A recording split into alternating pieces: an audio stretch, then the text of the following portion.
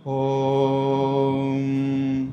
परतत्त्वे सदा लीनो रामकृष्णसमाज्ञया यो धर्मस्थापनरतो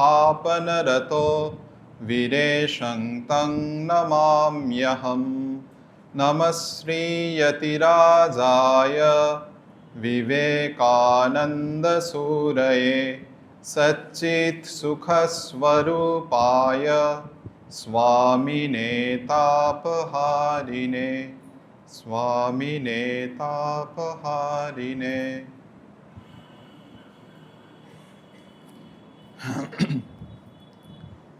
শরৎ মহারাজের লেখা ঠাকুরের উপর গ্রন্থ রয়েছে, আপনারা জানেন, শ্রী শ্রী রামকৃষ্ণ লীলা প্রসঙ্গ। সেখানে শরৎ মহারাজ শারদানন্দজি লিখছেন, 28 বছর পূর্বে স্বামী বিবেকানন্দ একদিন জনৈক বন্ধুকে বলেছিলেন, ঠাকুরের এক একটা কথা অবলম্বন করে ঝুরি ঝুরি দর্শন গ্রন্থ লেখা যেতে পারে। বন্ধুটি তৎশ্রবণে অবাক হয়ে বলেন, বটে? এবং স্বামীজি তাকে বুঝিয়ে দেন, তার কথার সপক্ষে যুক্তি দিয়ে দেখান যে কেন ঠাকুরের এক একটি কথা নিয়ে বহু আলোচনা হতে পারে, ঝুরি ঝুরি দর্শন গ্রন্থ লেখা যেতে পারে। তা আমাদের আজকে স্বামীজির কথায় মনে হয় যে এ কথা স্বামীজির নিজের কথা বা বাণীয় রচনা, যে কোনো বিবেকানন্দ উক্তি বা বিবেকানন্দ বাণীর ক্ষেত্রেও সমানভাবে প্রযোজ্য। আজকের স্বামীজির কথায় কিছু ভূমিকা ও পার্শ্ব চরিত্র রূপে শঙ্কর ও ভগবান বুদ্ধের কথা হবে। আসবে বুদ্ধ, শঙ্কর, বিবেকানন্দ তিনজন আলাদা নাকি তিনজনের মধ্যে পারস্পরিক সম্পর্কের কথা, সেই সব প্রসঙ্গ অল্প আসবে। আর আসবে বিশ্বকবি কবিগুরুর লেখা থেকে অল্প একটু অংশ, কিন্তু মূলত 4টি গল্প থাকবে। গল্প আমাদের সকলের ভালো লাগে। 4 প্রকার দানের বা 4টি যে আমরা যে আশ্রম বলি বা যে বর্ণ বলি, আরও বিশেষভাবে বলতে গেলে 4টি বর্ণ, ব্রাহ্মণ, ক্ষত্রিয়, বৈশ্য, শূদ্র, সেই 4টি বর্ণকে কেন্দ্র করে, 4 প্রকার দানকে কেন্দ্র করে 4টি ছোট গল্প থাকবে।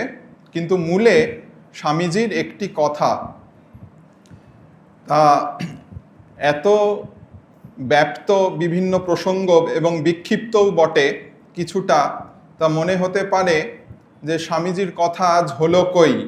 আমাদের একজন মহারাজ অনেক সময় বলেন যে স্বামীজির কথা প্রত্যেকে নিজের নিজের মতো ইন্টারপ্রেট বা ব্যাখ্যা বিশ্লেষণ করছেন, কিন্তু কথাটিকে নঙর্থকভাবে নিলে হবে না। সদর্থক দৃষ্টিতে ওই লীলা প্রসঙ্গের অনুসারে এমনটি দাঁড়ায় যে স্বামীজির এক একটা কথা নিয়ে অনেক বিভিন্ন দৃষ্টিভঙ্গি থেকে আলোচনা হতে পারে। তবে শুরু করা যাক কথামৃতের একদিনের প্রসঙ্গ দিয়ে। 1884 জুন মাস, ঠাকুর আছেন আর অনেক অন্তরঙ্গ ভক্ত দক্ষিণেশ্বরে এসেছেন। ঠাকুর তাদের বলছেন যে যারা অন্তরঙ্গ তারা বলে না যে হে ঈশ্বর আমায় উদ্ধার করো, তাদের দুটো জিনিস জানলেই হয়। প্রথম আমি কে, দ্বিতীয় তারপর তারা কে, এবং শেষে সম্বন্ধ কি, আমার সঙ্গে তাদের সম্বন্ধ কি। আমাদের সাধারণভাবেও যদি আমরা ভাবি যে অপরিচিত নতুন কেউ এলে তার পরিচয়ের ক্ষেত্রে এই 3টি লাগে, যে সে কে, তারপরে কি নিয়ে এসছে, কোথা থেকে এসছে, কেন এসছে, এবং সেই সূত্রে তার সাথে আমাদের সম্বন্ধ কি দাঁড়াবে। তাই এই 3টে প্রশ্ন, আমি কে, এই প্রশ্নটি উত্তর বুদ্ধকে দিতে হয়েছিল, ভগবান বুদ্ধদেবকে দিতে হয়েছিল। তারা কে, শঙ্করাচার্যের কাছে কয়েকজন এসছেন। শঙ্করাচার্য তাদের এই প্রশ্ন করেছিল, তারা কে এবং সম্বন্ধ কি? বুদ্ধ, শঙ্কর, বিবেকানন্দ এদের পারস্পরিক সম্পর্ক বা সম্বন্ধ কি, তা আমরা অল্প একটু দেখব। প্রথমে আমি কে, এই প্রশ্ন বুদ্ধের তখন নির্বাণ লাভ হয়েছে আত্মজ্যোতিতে, এবং সেই বোধি বৃক্ষের তলায় হয়তোবা সেই বোধ স্বরূপ হয়ে আন্ডিল হয়ে তিনি বসে রয়েছেন নির্বাণ জ্যোতিতে ভাস্বর। এমন সময় একজন আগন্তুক এসে জিজ্ঞাসা করছেন, আপনি কি ঈশ্বর?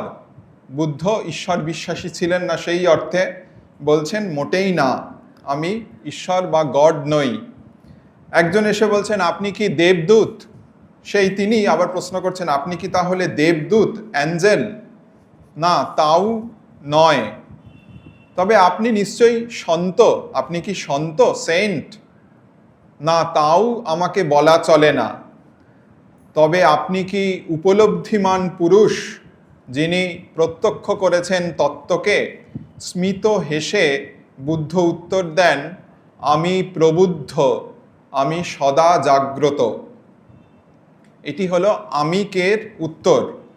শঙ্করাচার্য বলছিলাম যে তিনি তুমি কে বা কোথা থেকে এসছো এই প্রশ্ন করেছিলেন। তখন আচার্য শঙ্কর শ্রীবেলিতে এসছেন। তার আগে তিনি সেই কাশ্মীরের সরস্বতী পীঠে আরোহণ করে আচার্য পদবী হয়ে বিখ্যাত খ্যাতি লাভ করেছেন সারা ভারতবর্ষে। শঙ্করের মহিমা শুনে সেই শ্রীবেলিতে ব্রাহ্মণ দম্পতি এসেছেন এবং তাদের সঙ্গে 13 বছরের একটি ছেলে এসেছে।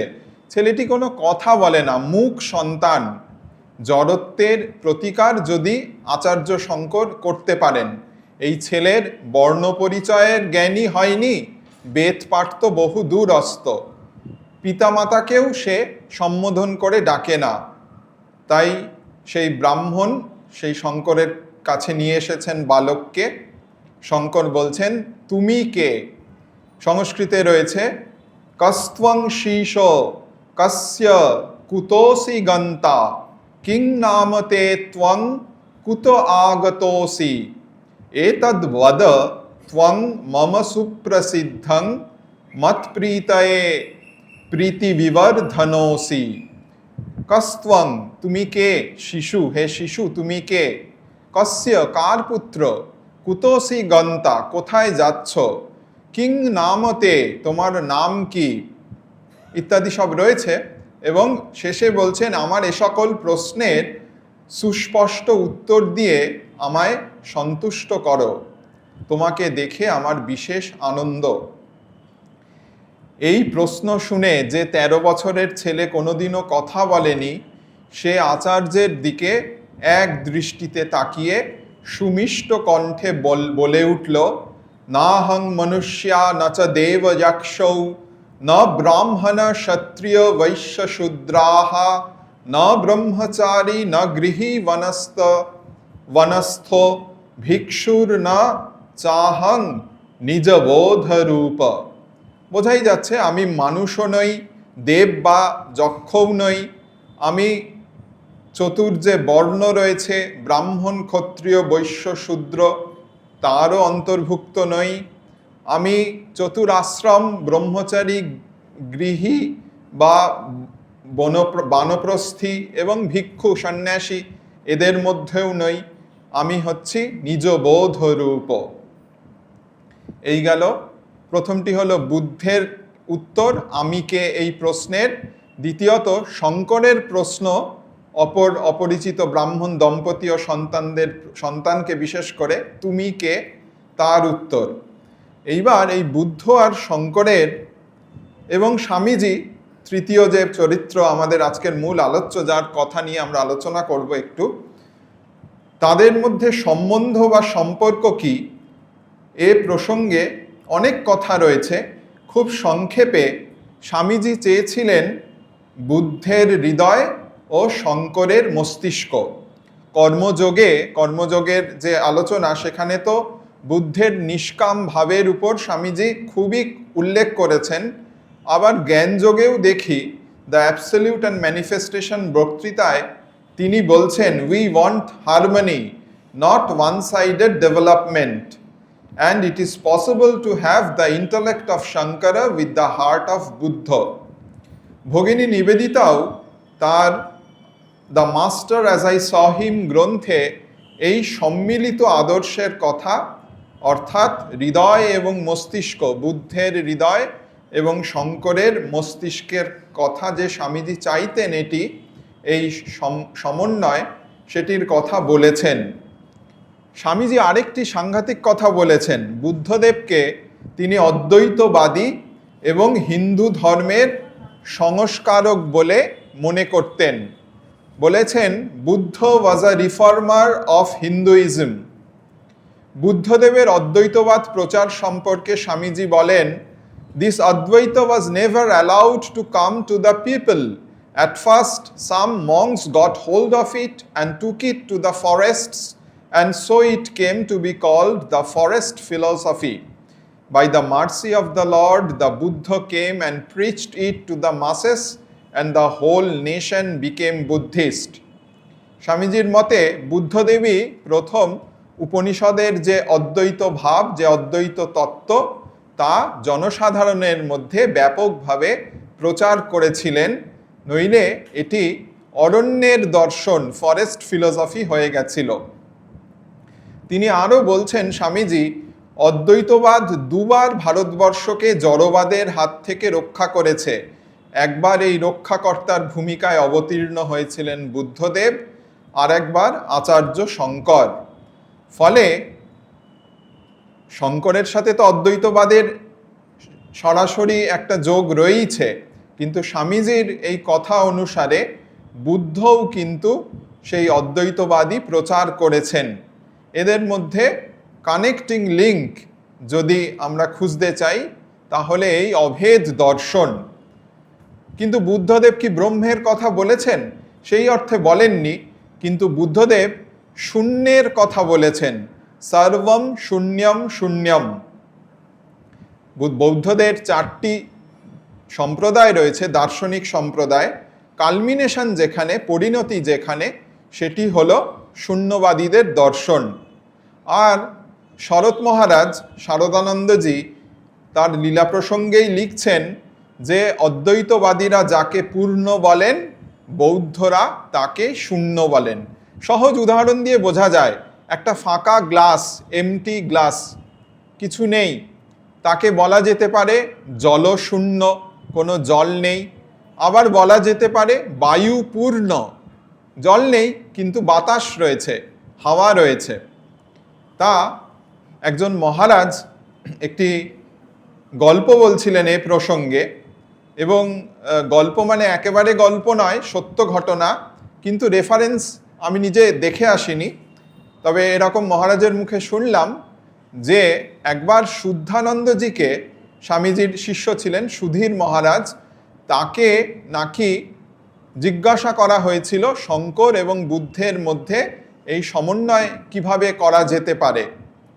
তা উনি একটি গল্প বলেছিলেন ভব মহারাজকে, বোধাত্মানন্দজি, যিনি আমাদের ব্রহ্মচারী প্রশিক্ষণ কেন্দ্রের প্রথম অধ্যক্ষ ছিলেন। খুব সুন্দর এই ঐতিহাসিক যে প্রেক্ষাপটে, বা এই মানে কয়েকদিন আগেই, ঐতিহাসিক বলতে এই যে অথেন্টিক যে ইনফরমেশন, এটা না থাকলেও শুধু গল্প হিসেবেও গল্পটা খুব সুন্দর, ছোট্ট গল্প। বলছেন যে একটি বন্দরে একটি জাহাজ নোঙর ফেলেছিল, নোঙর করে বেশ কিছুদিন রয়েছে। দুজন যাত্রী ওঠার পরে জাহাজটা বন্দর থেকে পাল তুলে অনেক দূর এগিয়ে গেছে। সমুদ্রের মাছ সমুদ্রে গিয়ে সেইখানে যখন জাহাজ পৌঁছেছে, তখন যাত্রী দুজনকে হুঁশ এসছে এবং তাদের জিজ্ঞাসা করা হচ্ছে যে কি দেখছো, এই যে অতুল, অগাধ, অনন্ত, অসীম সমুদ্র, এর মধ্যে কি বার্তা রয়েছে, কি আসলে অনুভব হচ্ছে তোমাদের? তা একজন যাত্রী উপরে তাকিয়েছিল আকাশের দিকে, আর আরেকজন যাত্রী নিচে তাকিয়ে রয়েছে জলের দিকে। যিনি জলের দিকে তাকিয়ে রয়েছেন তিনি বলছেন, সবই তো দেখছি পূর্ণ, ভর্তি। আমরা শান্তিমন্ত্রেও বলি, পূর্ণস্য পূর্ণমাদায় পূর্ণমেবাবশিষ্যতে। এটি হলো অদ্বৈত মত, শঙ্করের মত। সবই পূর্ণ।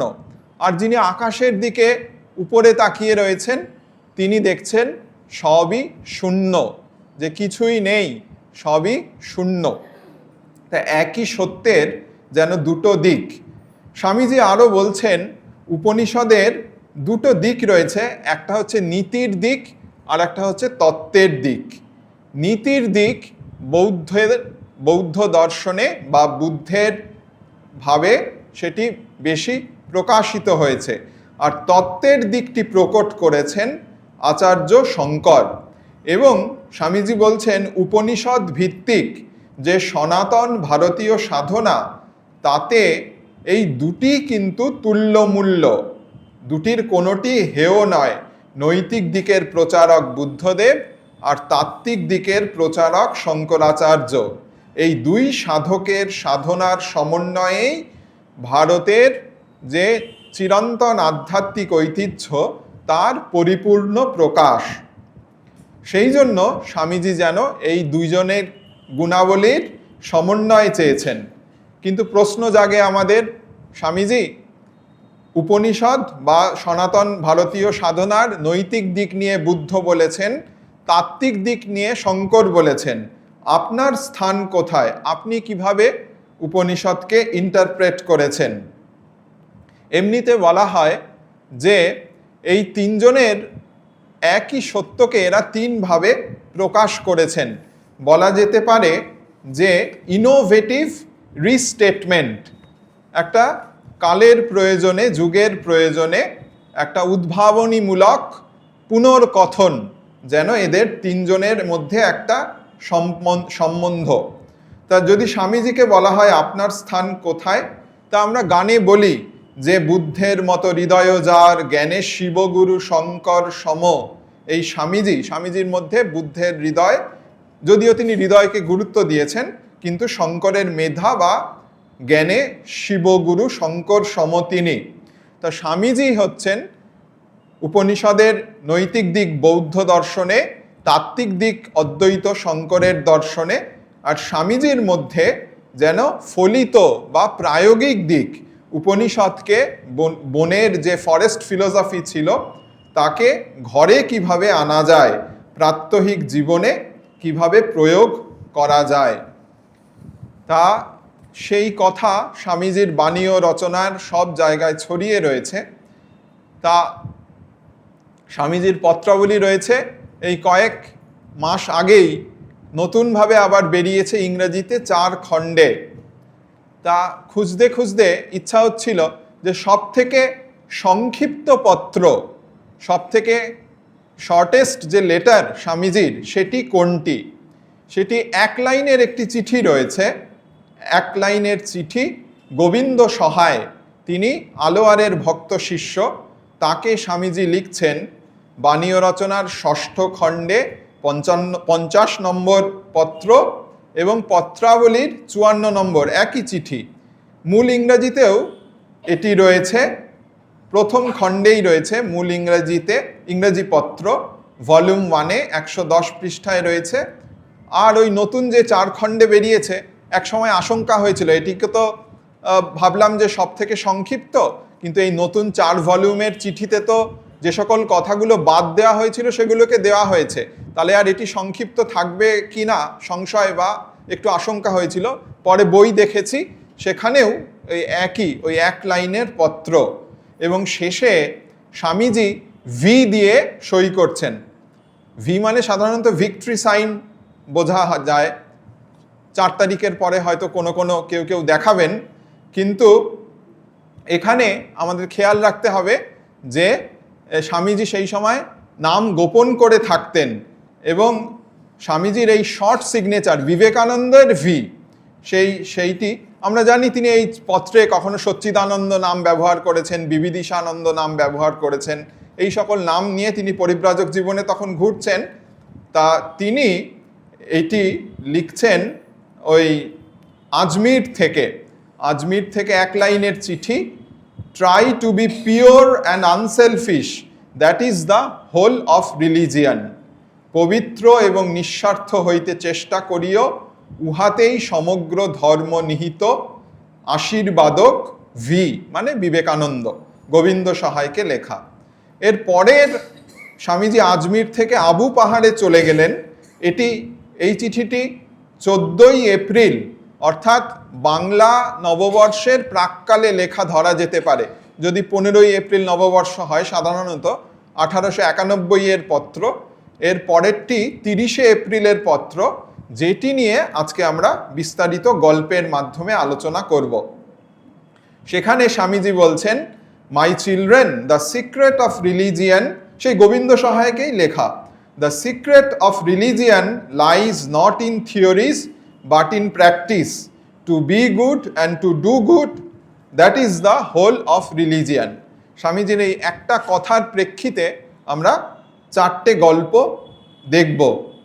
কিন্তু তার আগে একটু ভাবা যেতে পারে সাধারণভাবে, যে এই যে বলছেন ধর্মের রহস্য শুধু মতবাদে নয় পরন্তু সাধনার মধ্যে নিহিত, সৎ হওয়া এবং সৎ কর্ম করাতেই সমগ্র ধর্ম পর্যবসিত। তা প্রথমে এই ভাবনা 3টি স্তর রয়েছে এখানে।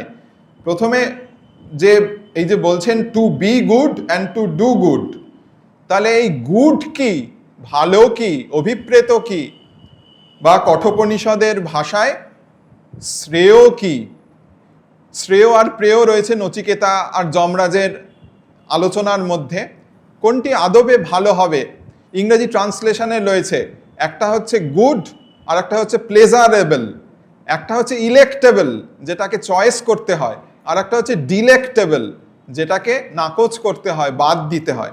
এই প্রশ্ন তো আমাদের নির্বাচন যখন আমরা করি বা যখন আমরা মতদান করি, যে কোনো বিষয়, আধ্যাত্মিক বিষয়েও বা যে কোনো বিষয়ে যখন আমরা কোনো একটি পক্ষ অবলম্বন করি, তখন তো এই প্রশ্ন আসে যে হোয়াট ইজ গুড। সেটি নিয়ে বহু আলোচনা হতে পারে, ভালো কি। কিন্তু সাধারণভাবে বলা যায় যে যদিও আমাদের সকলের বুদ্ধি ভিন্ন ভিন্ন, কিন্তু আমরা সকলেই বিবেকী, আমাদের বিবেক রয়েছে। এই বিবেকই আমাদের পৃথক করতে বলা হয় বিবিজ পৃথককরণে। বিবিজ ধাতু থেকে বিবেক শব্দ উৎপন্ন, যেটি আলাদা করতে চেনায় যে এটি ভালো না মন্দ। কিন্তু এইখানে ভালোকে চিহ্নিত করা বা শনাক্ত করলেই কাজ শেষ হয়ে যাচ্ছে না। এই বিবেকই আমরা ভালোটাকে চিনলাম, তারপরে বলছে ভালো হতে হবে, বি গুড, আর তারপরে বলছেন ডু গুড, ভালো কাজ করতে হবে। তা 3টে ধাপ রয়েছে। প্রথমে ভালো যেটি, খাঁটি যেটি, বিশুদ্ধ যেটি, সেটিকে চিনতে হবে। তারপরে ভালো হতে হবে, আয়ত্তীকরণ করতে হবে। তারপরে ভালো করতে হবে। তো এই 3টি পর্যায় রয়েছে এর মধ্যে। এখন প্রশ্ন জাগতে পারে, এটি আমাদের অনেকেরই, বিশেষ করে যারা ছাত্র তারা বা যারা ছোট তারা জিজ্ঞাসাই করতে পারে, আপনি তো বলছেন যে ভালো আমি নিজেই বুঝতে পারবো, ভালোটা নয় বুঝলাম, কিন্তু আগে ভালো হব না আগে ভালো কাজ করব? আগে চরিত্র গঠন করব নাকি আগে কেরিয়ার গঠন করব? বা আগে নিজের ঘর সামলাবো নাকি আগে অপরের সেবা করব, পরোপকার করব? এই প্রশ্ন তো আসে। এটাই অনেকটি আত্মমুক্তি আর জগদ্ধিতের মতো ব্যাপার, যে নিজের মুক্তি, বি গুড, সেটা আগে হবে নাকি জগৎ হিত, ডু গুড, পরের সেবা, পরের ভালো, পরের কল্যাণ, সেটি হবে? কোনটি আগে? তাই এই প্রসঙ্গেও অনেক আলোচনা হতে পারে, কিন্তু একটি বক্তব্য রয়েছে, সেটি হচ্ছে যে যদি প্রশ্ন করা হয় এই যে ভালো হতে চাইছো, to be good, how to be good, ভালো হবে কি করে? উত্তর হচ্ছে বাই ডুইং গুড, ভালো কাজ করে। আবার উল্টো দিক থেকে এই যে বলা হচ্ছে টু ডু গুড, ভালো কাজ করতে চাইছো, তাহলে ভালো কাজ করবে কিভাবে? সেটি আবার এই দিক থেকে উত্তর দেয়া যায় বাই বিইং গুড, যে ভালো, যে সৎ, যে শুদ্ধ, তার যে কোনো কাজই ভালো কাজে পরিণত হয়। সুতরাং এটা অনেকটা ডিম আগে না মুরগি আগে ওই রকম দিকে নিয়ে গেলে হবে না, দুটো একসাথে চলে। আত্মমুক্তি এবং জগদ্ধিত, আমি যদি নিজের গুহাতে বসে সৎ চিন্তা করি সেটাও জগতের হিত করে। আবার আমি যদি সমাজে নেমে সংসারে থেকে পরের হিত সাধন করি, সেটাও আমার মুক্তিরই পথের আমাকে এগিয়ে নিয়ে যায়। এই দুটো যেমন একসাথে চলে, তেমনি ভালো হওয়া এবং ভালো করা এই দুটো যেন পরস্পর একসাথে হাত ধরাধরি করে চলে। এটি একটি উত্তর হতে পারে। তা এই যে বলা হচ্ছে রিলিজিয়ান, এটি তো গেল তত্ত্ব, কিন্তু স্বামীজি এখানেই বলছেন religion lies not in theories but in practice, be good and do good. তা এই নিয়ে 4টি গল্প উপস্থাপন করার ইচ্ছা রয়েছে। প্রথমে শূদ্র ব্যাধের গল্প, ব্যাধ শূদ্র তাকে নিয়ে একটি গল্প তার নিয়ে। দ্বিতীয়ত এক ক্ষত্রিয় রাজার গল্প। তৃতীয়ত এক সওদাগর যিনি বৈশ্য তার গল্প। এবং শেষে এক ব্রাহ্মণ মাস্টার মশাইয়ের কথা। এই 4টি গল্পে আমরা এই তত্ত্বটিকে ধরার চেষ্টা করব। Religion lies not in theories but in practice, be good and do good, that is the whole of religion.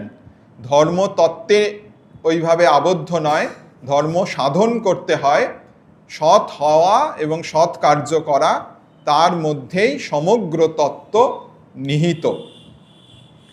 তা প্রথম গল্পে বলা হচ্ছে এই শূদ্র ব্যাধ খুব পরিশ্রমী ছিল।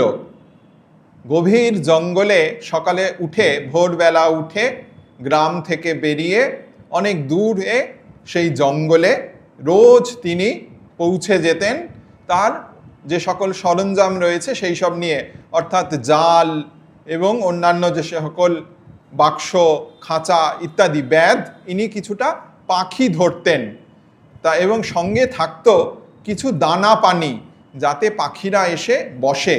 তো সেই জন্য এই গভীর জঙ্গলে গিয়ে সকাল সকাল পৌঁছে তিনি দেখতেন কোন গাছে পাখি রয়েছে বেশি, তার নিচে দানা পানি ছড়িয়ে দিতেন এবং পাখিরাও সেই দানার লোভে, সকালে আমাদের সকলেরই খিদে পায় এবং প্রাণী জগতেও এই নিয়ম খাটে, তারা দেখতো গাছের নিচেই দানা পানি সব ছড়ানো রয়েছে, নানান সব শস্য দানা রয়েছে, চট করে তারা উড়ে এসে নিচে বসতো আর জাল বেছানো থাকতো, সেই জালে আটকা পড়ে যেত।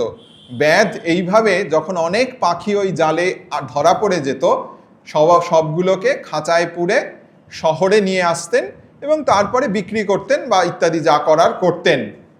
তা ওই শহরে যেখানে তিনি আসতেন সেইখানেই আর এক ব্যক্তি এরকম দেখেছে যে ব্যাধ রোজ জঙ্গলে চলে যায় আর পাখি ধরে নিয়ে আসে। তার মনে হয় এ তো ভারী অন্যায়, দেখি তো কি করে। তা গিয়ে দেখছেন যে এরকম রোজ এই কাজ করে।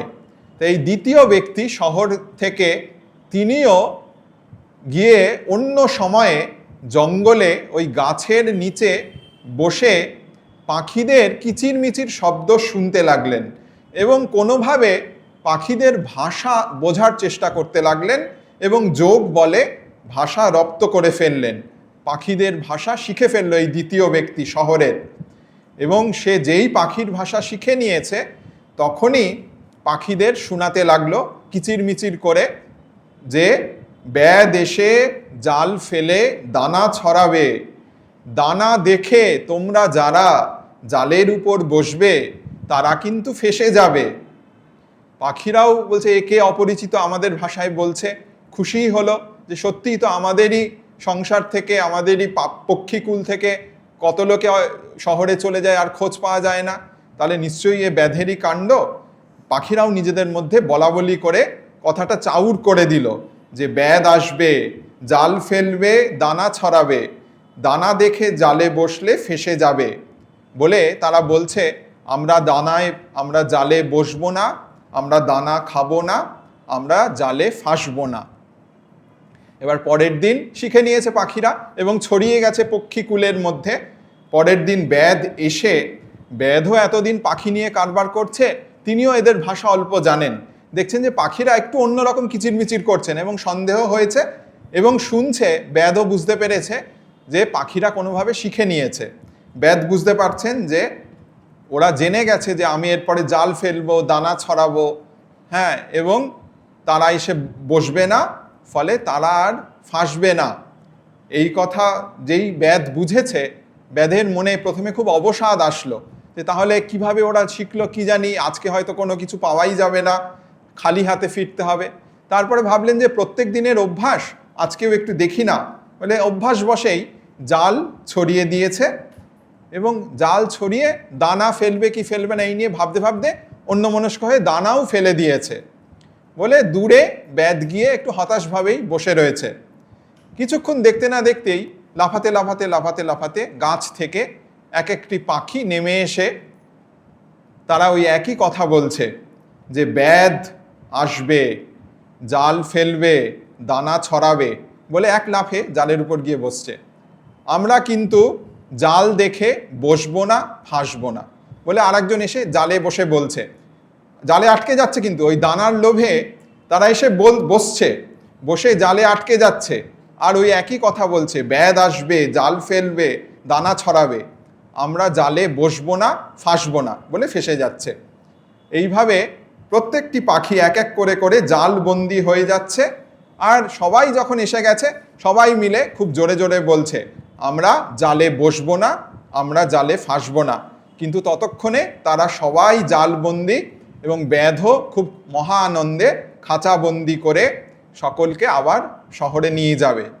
সুতরাং অভ্যাসের এমনই শক্তি, একই জিনিস একই কথা হয়তো বলছে, মুখের কথা বুলি, পাখির বুলি, মুখস্থ বুলি, কিন্তু সেই বলতে বলতেই তারা জালে বন্দি হয়ে যাচ্ছে। সুতরাং এইটি হলো religion lies not in theories but in practice. আমরা দ্বিতীয় গল্পে চলে আসি। আরব দেশের এক ক্ষত্রিয় রাজা, খুব তার প্রতাপ, এবং এক বন্ধু রাজ্য থেকে আরেক রাজা তাকে উপহার রূপে দুটি খুব সুন্দর ফ্যালকন পাখি দিয়েছেন। ফ্যালকন মানে বাজ পাখি বা সেন পাখি, আর সেটি ছিল পেরিগ্রিন ফ্যালকন, অর্থাৎ পরিযায়ী শিকারী বাজ পাখি। অনেক দূরে গিয়ে শিকার করতে পারত আর খুব উঁচুতে উঠতে পারত। তা রাজা এই উপহার পেয়ে একজন তদারককারীকে রেখেছেন যাতে পাখিদের যত্ন আত্তি হয়, ট্রেনিং ঠিক মতো হয়, এবং রাজা নিশ্চিন্তে রয়েছেন। কিন্তু কয়েক মাস পরেই সেই ট্রেনার এসে রাজাকে বলছেন যে একটা পাখি, দুটো পেরিগ্রিন ফ্যালকন পাওয়া গেছে, সেন পাখি বা পরিযায়ী বাজ পাখি পাওয়া গেছে। একটা পাখি খুব উঁচুতে উঠছে আকাশে, কিন্তু আরেকটা পাখি গাছে যে ডালে প্রথম এসে বসেছিল সেখান থেকে কিছুতেই তাকে নড়ানো যাচ্ছে না, কিছুতেই নড়ছে না, সরছে না। তখন রাজার কি করেন, মন্ত্রী তাদের সামনেই ছিলেন, মন্ত্রীদের ভার দিলেন যে দেখো তোমরা কিছু করতে পারো কিনা। মন্ত্রীরা অনেক সলা পরামর্শ করলো কি করা যায়, কোনো খাবার দেওয়া যায় কিনা, হ্যাঁ, বা কোনোভাবে কিছুভাবে প্রভাবিত করা যায় কিনা। কিন্তু মন্ত্রীরা সবাই মিলে চেষ্টা করেও সেই একটা যে পাখি গাছে বসে রয়েছে তাকে আর উড়াতে পারছে না। রাজা তখন কি করেন, পক্ষী চিকিৎসক বা পক্ষীবিদকে ডাকলেন, যে পাখিদের হাবভাব চালচরণ জানেন। সেও এসে নানান বুলি আওড়াতে লাগলো, পাখিটিকে উড়ানোর চেষ্টা করলো, কিন্তু তাতেও খুব যখন কোনো ফল হলো না, রাজা হতাশ হয়ে কিছুটা রাগতভাবেই বললেন তাহলে পক্ষী শিকারীকে নিয়ে এসো, যারা পাখি শিকার করে। সেও জাল বা লাঠি, বল্লম, বর্ষা এইসব নিয়ে নানানভাবে গাছের নিচে, আর রাজার পাখি সহজে তাকে বিদ্ধও করতে পারছে না, কিন্তু তাকে নানানভাবে বিরক্ত করছে যদি পাখিটা গাছ থেকে নেমে বা অন্য ডালে বসে কিংবা ওড়ে, অভিপ্রায় উঁচু আকাশে ওড়ে। কিন্তু এই পক্ষী শিকারীও ফেল করলেন, বিফল হলেন, কিছু হলো না।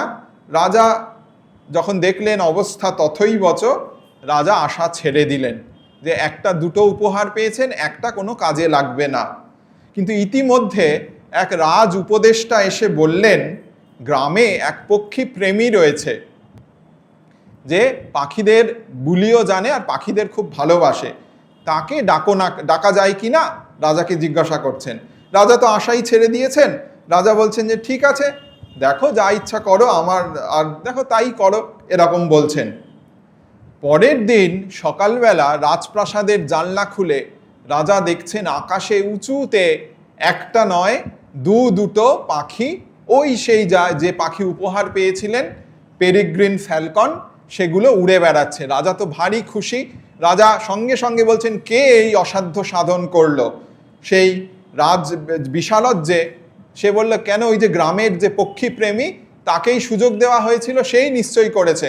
রাজা বলছেন, ডাকো ডাকো, এক্ষুনি ডাকো, তাকে তো পুরস্কার দিতে হবে, আর জানতে হবে কিভাবে হলো। তা সেই পক্ষী প্রেমী এসেছেন, তাকে রাজা বলছেন যে এতজনে চেষ্টা করলো, তুমি কিভাবে এই অসাধ্য সাধন করলে? তখন পক্ষী প্রেমী বলছেন, হে মহামান্য রাজন, আমি বিশেষ কিছুই করিনি, আমি সাধারণ কিছু কাজ করেছি, তার জন্য এত পুরস্কারের দরকার নেই। বলছে, না না, এ সাধারণ কাজ নয়, মন্ত্রীরা পারেনি, তারপরে পক্ষী বিশারদ পারেনি, তারপরে পক্ষী শিকারী পারেনি, তুমি একমাত্র গ্রামের ছেলে হয়ে এই অসাধ্য সাধন করলে। কি করলে আসলে বলো? তখন বলছেন যে, পক্ষী প্রেমী বলছেন, আমি পাখিদের বুলি কিছু জানি, ভালোবাসার কিছু বুলি বলেছি, তারপরে খুব দৃঢ়ভাবে,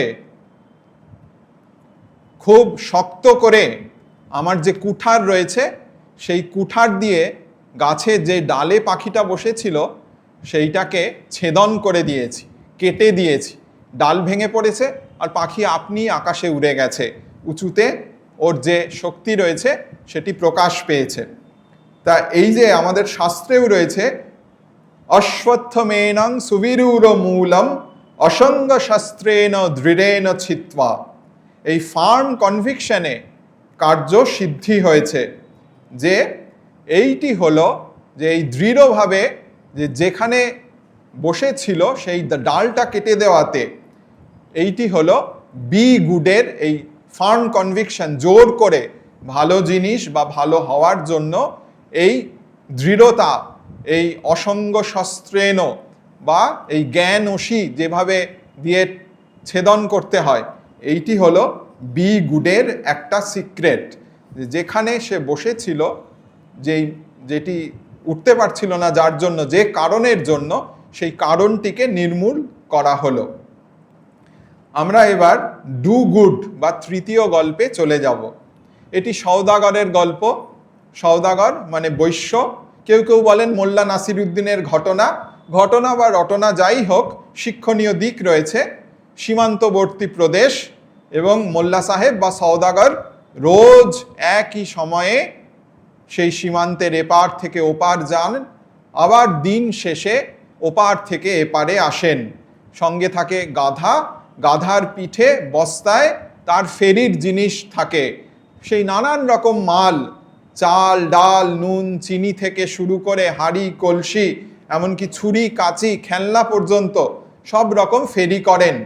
কোনো দিন আবার বালি সুরকি এমনকি জামা কাপড়ও সেই গাধার পিঠে চাপিয়ে সীমান্তের এপার থেকে ওপার, আবার দিন শেষে ওপার থেকে এপারে নিয়ে আসেন। তো সীমান্ত রক্ষী যিনি, তার সন্দেহ হয় যে এই সওদাগর নিশ্চয়ই কিছু কারচুপি করছেন। লাঠি দিয়ে ভালো করে বস্তায় খোঁচা মারেন এবং দেখেন যে অবৈধ কিছু পাচার হচ্ছে কি না, কিন্তু কোনোদিনই কিছু খুঁজে পান না। আর এর কাছে, এই বৈশ্যের বা সওদাগরের কাছে পর্চা রয়েছে। বলে যে দেখো না, আমি যে মাল নিয়ে যাচ্ছি তার পরিষ্কার লিস্ট রয়েছে, পর্চা রয়েছে, তুমি মালের সঙ্গে এই যে আমার যে তালিকা তা মিলিয়ে দেখো, যদি গরমিল কিছু পাও আমাকে আটকে দাও। এও রোজ মিলিয়ে দেখে, কিন্তু কিছুই গরমিল পায় না। এইভাবে দিনের পর দিন এপার থেকে ওপার আর ওপার থেকে এপার ফেরি চলতে থাকে। অনেক দিন পরে তখন সীমান্ত যে প্রহরী ছিল, সে তার প্রায় অবসরের সময় হয়ে এসেছে। সে তখন এই বৈশ্য সওদাগরকে বলছেন যে আমি তো আর কয়েকদিন পরেই অবসর নেব, তখন আমাকে বলবে, আমার দৃঢ় একটা ইনটিউশন বলে, প্রজ্ঞা বা ইনটিউশন, আমার দৃঢ়ভাবে মনে হয় তুমি কিছু একটা পাচার করো যেটা আমাকে বলছো না, তোমার লিস্টের সাথে মিলে যায়, কিন্তু আমার তাও মন বলছে কিছু একটা পাচার করো। তো অনেক দিন পরে এই বলছে, কি পাচার করো বলবে, আমার তো কয়েকদিন পরেই অবসর হয়ে যাবে, তখন বলবে। তখন বলছে ঠিক আছে, আগে অবসর হোক, তারপরে অবসর হয়েছে। তারপরে আবার বলছে যে এখন তো অবসর হয়ে গেছে, এবার বলো। বলছে এমনি এমনি বলবো না, আমাকে বাড়িতে ডেকে ভালো করে খাওয়াতে হবে, ভালো মন্দ খাওয়াতে হবে, তবে আমি বলবো আমি কি আসলে কি নিয়ে পাচার করি, তোমার সন্দেহের নির্মূল হবে, সিক্রেটটা কি আমি বলবো। বাড়িতে গেছে, ভালো করে খাইয়েওছে, হাত মুখ মুছে খাওয়া হয়ে গেছে, পেট পুড়ে খেয়েছে, খেয়ে মোল্লা সাহেব পেট পুড়ে খেয়ে, সওদাগর খেয়ে তখনও কিছু বলছেন না। তখন বলছে এবার তো বলো, তোমার অবসরও হলো, বাড়িতেও ডাকলাম, নেমন্তন্ন করে খাওয়ালাম, আমার এখন কোনো ক্ষমতা নেই, এখন তো বলতে পারো তুমি কি পাচার করতে। তখন তিনি বলছেন, সওদাগর বলছেন, আরে বুঝলে না, বস্তার মধ্যে তো তুমি রোজই লাঠি খুঁচিয়ে কত কি ছিল সবই দেখতে এবং তালিকার সঙ্গে মিলাতে, কিন্তু আমি ওইসব কিছু পাচার করতাম না। বস্তা আমি কিসের উপর নিয়ে যেতাম? যে কেন, গাধার পিঠে চড়িয়ে। বলছে যে ওই আমি গাধা পাচার করতাম, আমি বস্তার কিছু পাচার করতাম না অবৈধভাবে ওই গাধা পাচার করতাম। এই গল্প বলে গল্পকার বলছেন যে আমাদের মন হচ্ছে এইরকম গাধা, আমরা জন্মান্তরের পুটলি, সংস্কারের পুটলি, ভার, কত রকম চিন্তা দুশ্চিন্তা, কত রকম ভাবনা, কত রকম আবেগ বহন করে একবার এক জায়গায় আসছি, আবার দেশান্তরে গমন করছি, একবার সংসারে প্রবেশ করছি, আবার আশ্রমে আসছি, আবার অন্য দেশে গমন করছি, এই রকম জন্মান্তর বা একই জীবনে, এই জীবনেই ঘুরে বেড়াচ্ছি নানান দেশে। তা এইভাবে কি হচ্ছে, আসলে আমাদের ধীরে ধীরে মনই পরিশোধিত হচ্ছে, গ্র্যাজুয়াল রিফাইনমেন্ট হচ্ছে, কেননা মনেই বদ্ধ, মনেই মুক্ত। এইটি হচ্ছে বি গুড এবং বিশেষভাবে ডু গুড। এই যে আমরা বলি বটে সংসারের ঘানি টানছি, কিন্তু আসলে ঘানি টানছি না, আমরা এই ঘানি টানার রহস্যটা বুঝছি। এই একবার এপার থেকে ওপার, ওপার থেকে ওপার, এটি একেবারে পণ্ডশ্রম নয়। এর মাধ্যমে আমরা যে চিন্তা বহন করছি, যার মাধ্যমে, এই মনের মাধ্যমে, মনেই বদ্ধ মনেই মুক্ত, এই মনই আসলে রিফাইন্ড হচ্ছে, পরিশোধিত হচ্ছে। এইটি হচ্ছে ভালো কাজ। এইটি সুতরাং জীবনটা অর্থহীন নয়, এটি হচ্ছে ডু গুডের একটা সিক্রেট। এই বাড়িতে যাচ্ছি, আবার আশ্রমে আসছি, এই অসৎ বিষয় মন দিচ্ছি, আবার সৎ গ্রন্থ পাঠ করছি, এইভাবে আমরা আসলে ভালো কাজই করছি। এটি হলো ডু গুডের একটা সিক্রেট। সে আমাদের উপনিষদেও রয়েছে, একটা পাখি এই মিষ্টি ফল খাচ্ছে, এই টক ফল খাচ্ছে, এইভাবে খেতে খেতে খেতে খেতে আসলে সে যে তার যে স্বরূপ, উপরের ডালের যে পাখি, সেই দিকে এগিয়ে যাচ্ছে। চতুর্থ তথা শেষ গল্পে আমরা এসে গেছি।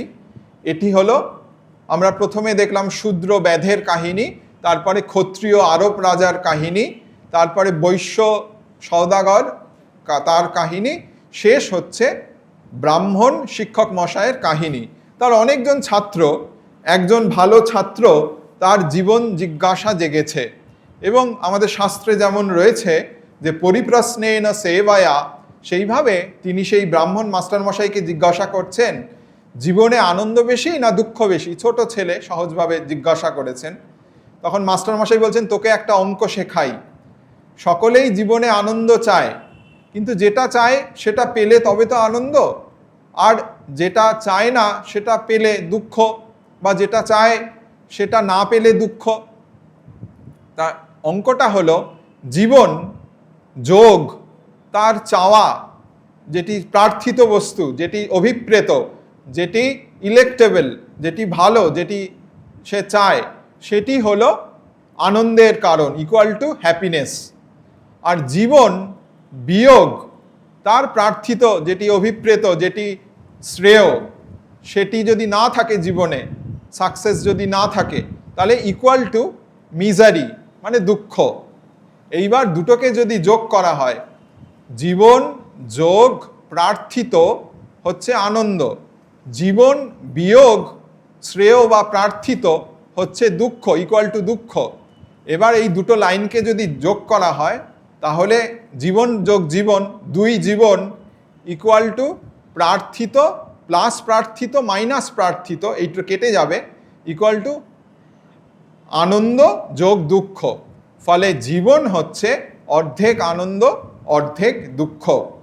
এটি কিন্তু আমাদের হোল অফ রিলিজিয়ান, আমাদের দুঃখ নিবৃত্তির কথা সব ধর্মেই বলে মুক্তির কথা, কিন্তু বলে না যে জগৎটা শুধুই ভালো মন্দ দুই থাকবে, আনন্দ বেদনা দুই থাকবে, এর পারে যেতে হবে। তা এই ছেলেটি এত তো বোঝে না, ছোট্ট ছেলে, সে এইটি শুনে একটু ঘাবড়ে যায়। বলছে যে তাহলে জীবনে লাইফে হাফ হ্যাপিনেস হাফ মিজারি, অর্ধেক আনন্দ অর্ধেক দুঃখ, তাহলে উপায় কি? আমাদের কথামৃতেও রয়েছে, অনেকে ঠাকুরকে জিজ্ঞাসা করছেন উপায় কি, বা সংস্কৃতে বলা হয় কহ পন্থা। তখন এই ব্রাহ্মণ মাস্টারমশাই রহস্য করে বলছেন, একদিনেই সব বলে দেবো নাকি? একদিনে বলবো না, এর জন্য অন্তেবাসী হতে হবে, বা অন্তত আমার গুরুগৃহে বাস না করলেও আমার এলাকায় থাকতে হবে, আমার প্রতিবেশী হতে হবে। তা আরেকটি দুষ্টু ছেলে বন্ধু শুনেছে যে মাস্টারমশাই বলছেন উপায় কি বা রহস্য কি জানতে গেলে প্রতিবেশী হতে হবে। এই ভালো ছেলেটিকে ওই দুষ্টু বন্ধুটি বলছে, তুই চিন্তা করিস না, আমি ব্যবস্থা করব। তো ওই দুজন ছাত্র, দুষ্টু ছেলেটি একদিন প্রতিবেশীর মতো মেকআপ করেছে, হয়তো গোফ লাগিয়েছে, চশমা পরেছে, টুপি পরেছে, নিয়ে এই ব্রাহ্মণ মাস্টারমশাইয়ের দরজায় করাঘাত করেছেন। দুয়ারে এসে পৌঁছে ওই প্রতিবেশীর গলার, আমি আপনারই প্রতিবেশী, আপনারই আপনজন, ওই গলায় ওই স্বর নকল করে উত্তর দেবে, কিন্তু তার আগে দরজায় করাঘাত করেছেন, নক করেছেন। ভিতর থেকে মাস্টারমশাই বলছেন কে? তখন বলছেন গলা নকল করে, আমি। তখন ভিতর থেকে ব্রাহ্মণ মাস্টারমশাই বলছেন যে সকলেই তো এই জগতে আমি, তুমি কে হে বাবা? এটি আমরা সকলেই আমি বলি, অহং প্রত্যয় রয়েছে। আমাদের শাস্ত্রও বলে যে সকলেই আত্মা সম্পর্কে একটা জ্ঞান রয়েছে, কিন্তু সেটা স্থিরতর জ্ঞান নয়, চিরন্তন জ্ঞান নয়, দেহ মনকে আত্মা ভাবছি। তো যাই হোক, সেটি অন্য প্রসঙ্গ। তো মাস্টারমশাই বলছেন সকলেই তো আমি, তুমি কে? তখন এই ছেলেটি বাইরে থেকে বলছেন আমি আপনার প্রতিবেশী, আমি আপনার নেবার, বুঝলেন না, আমি আপনার নেবার।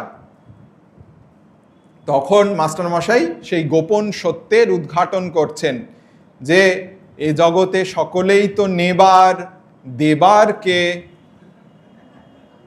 তা ছাত্র দুটি শ্রদ্ধাবান ছিল, তারা বুঝেছিল, স্বামীজির সেই কথা রয়েছে, learn that the whole of life is giving, nature will force you to give, so give willingly. এই জীবনে, সংসারে, জগতে আমরা দিতে এসেছি, আমাদের দাতার আসন গ্রহণ করতে হবে। দেবার কিছু হয়তো পাবো, কিন্তু দেওয়ারও জায়গা রয়েছে, দিতে আমরা এসেছি। স্বামীজির সখার প্রতি কবিতায় রয়েছে, দাও দাও যে বা ফিরে চায়, তার সিন্ধু বিন্দু হয়ে যায়।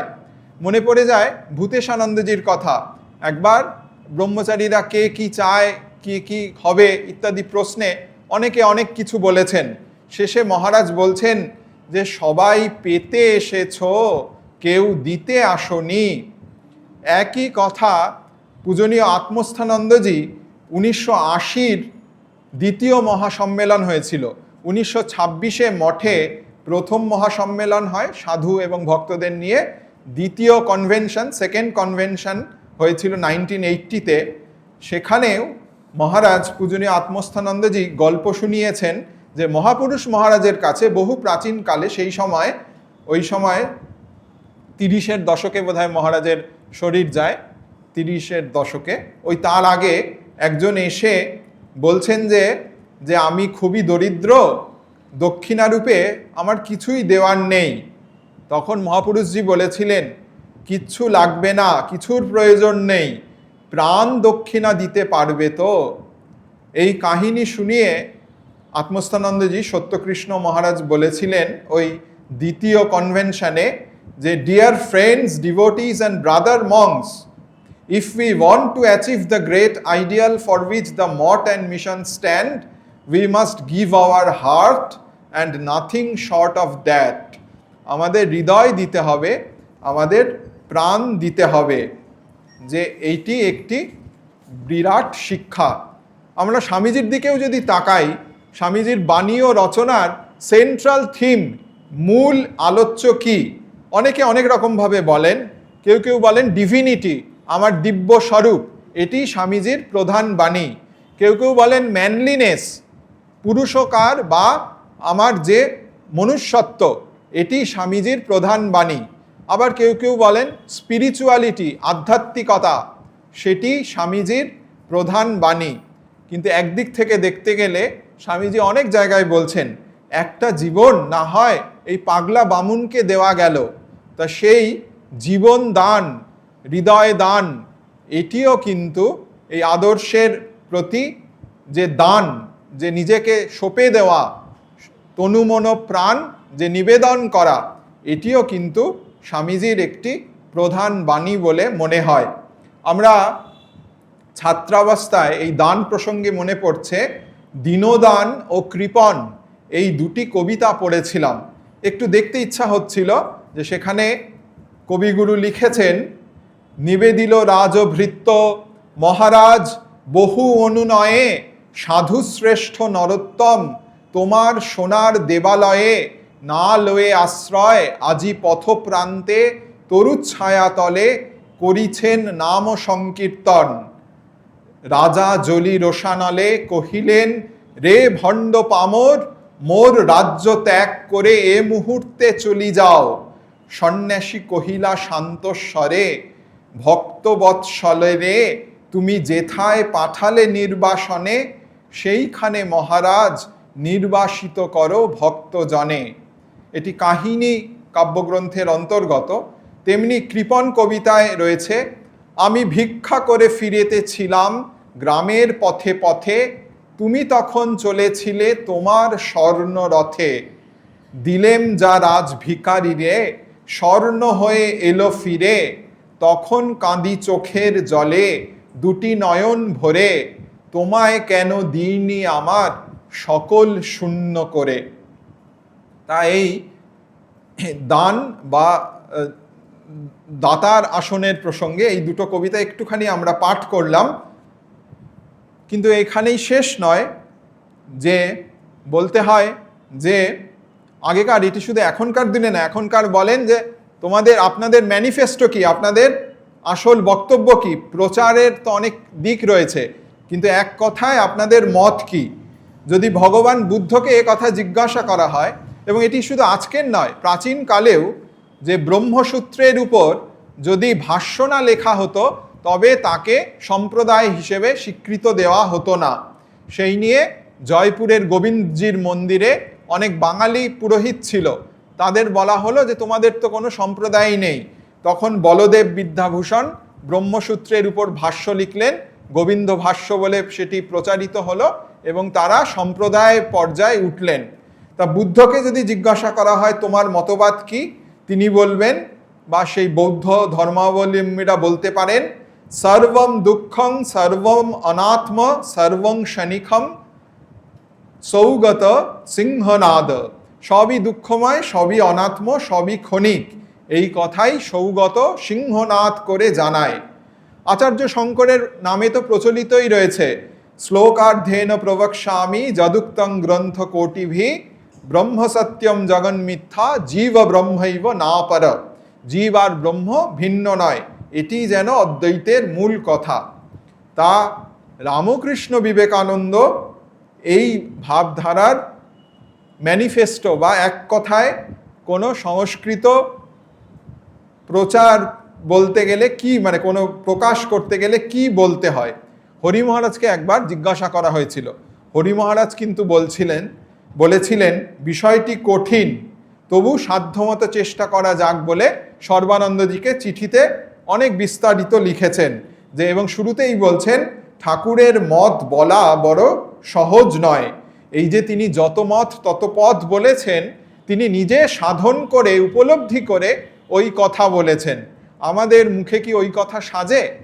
তা যাই হোক, একটি বইতে খুব সুন্দরভাবে বলছেন মহারাজ, অন্য একজন মহারাজ, যে রামকৃষ্ণ বিবেকানন্দ ভাবধারাকে এক কথায় যদি প্রকাশ করতে হয়, বিশেষত ভক্তদের কীরকম তারা, সেটি হলো অন্তঃশৈব বহিঃশাক্ত সভায়াং বৈষ্ণব ভব নানা রূপধরা কৌলা বিচরন্তি মহীতলে। রামকৃষ্ণ বিবেকানন্দের ভক্তগণ আমরা হব এরূপ। অন্তঃশৈব, ভিতরে আমাদের জ্ঞান, বহিঃশাক্ত, বাইরে আমরা শাক্তের মতো তেজস্বী, আর কি সভায়াং বৈষ্ণব ভব, সমাজে আমরা বৈষ্ণবের মতো বিনয়ী। এই রকম নানা রূপ ধরা কৌলা, কৌলদের মতো আমাদের নানা রূপ নানা স্থলে, কিন্তু আমরা শান্ত, সুমিষ্ট, সুব্যবহারী, অথচ পবিত্র চরিত্র। এইভাবে বিচরন্তি মহীতলে, এই পৃথিবীতে আমরা ভ্রমণ করব বা বিচরণ করব। এইটি একদিক থেকে রামকৃষ্ণ বিবেকানন্দ ভাবানুরাগীদের ভক্তগণের পরিচয়। তা এইখানেই শেষ করা যেত, কিন্তু শেষে আরেকটি কথা, এই যেহেতু দানের প্রসঙ্গ এলো, যে আমাদের বৈদিক যুগে 4টি দানের কথা রয়েছে, আপনারা হয়তো জানেন, এবং পর্যায় করা হয় তার মধ্যে অন্নদান, প্রাণদান, বিদ্যাদান ও ধর্মদান। স্বামীজির আমার সমরনীতিতে যে বক্তৃতা রয়েছে মাদ্রাজে ভিক্টোরিয়া হলে, সেখানেও এই কথা রয়েছে। আর শিষ্যকে, শরৎচন্দ্রকেও স্বামী শিষ্য সংবাদে এই অন্নদান, প্রাণদান, বিদ্যাদানের কথা রয়েছে। তা আমরা যে 4টে গল্প দেখলাম, প্রথমে যে ব্যাধ যে পাখিগুলোকে খাঁচাবন্দি করছিল, সেটি অন্নদানের সূত্রে দানা পানি ছড়িয়ে দিচ্ছিল। তারপরে দ্বিতীয় গল্পে শূদ্র ব্যাধের পরে আমরা দেখলাম ক্ষত্রিয় আরবের রাজা, সে একটি পাখিকে প্রাণ সঞ্চার করতে পারছিল না, সে একটা ডালে বসেছিল। সেই গ্রামের পক্ষীপ্রেমিক এসে যেন তাকে, ওরা মানে তো প্রাণ শক্তির প্রকাশ, সেই প্রাণ দান করলো, গাছের ডাল কেটে দিল, যেখানে আসক্ত হয়েছিল, বদ্ধ হয়েছিল, সে প্রাণ পেল। তৃতীয় যে গল্প ছিল, অর্থাৎ এই এপার থেকে ওপার, বৈশ্য সওদাগরের ওপার থেকে এপার, এবং সে কিছুতেই গোপন কথাটি বলতে চাইছিল না। আমাদের ইংরেজিতেও বলে ট্রেড সিক্রেট, বাণিজ্যের একটা গোপন সিক্রেট সাকসেস ফর্মুলা রয়েছে, সেটি অ্যাকচুয়ালি বিদ্যা। যে বিদ্যা সেই বলে, সে ওই আমাদের মনও যে পরিশোধিত হয়, সেটি হলো বিদ্যার কৃপায়। এই বিদ্যা দান, যখন আমরা বিদ্যা অর্জন করি, সেইটি একটি দিক। আর শেষ যেটি ধর্মদান, সেটি হচ্ছে ধর্ম শেখায় যে পরার্থে আমাদের জীবন শুধু স্বার্থে নয়, আমরা শুধু নেবার জন্য নই, আমরা দিতেও এসেছি। আমাদের অধিকার নিশ্চয়ই রয়েছে, কিন্তু কর্তব্যও রয়েছে। সেটি যেন একদিক থেকে ধর্মদানের গল্প। ঠাকুরমা স্বামীজির কাছে প্রার্থনা, আমরা যেন তাদের দিকে এগিয়ে যেতে পারি। বিশেষত স্বামীজির চরণে প্রার্থনা যে আমরা যেন ভালো হতে পারি, ভালো করতে পারি, এবং যে ধর্ম, সেটি যেন শুধু কথার কথা না থাকে, আমাদের জীবনে এবং যাপনে আমরা যেন তা প্রতিফলিত করতে পারি, আমরা যেন তা অর্জন করতে পারি। ওম শান্তি শান্তি শান্তি। হরি ওম তৎসৎ। শ্রীরামকৃষ্ণার্পণমস্তু।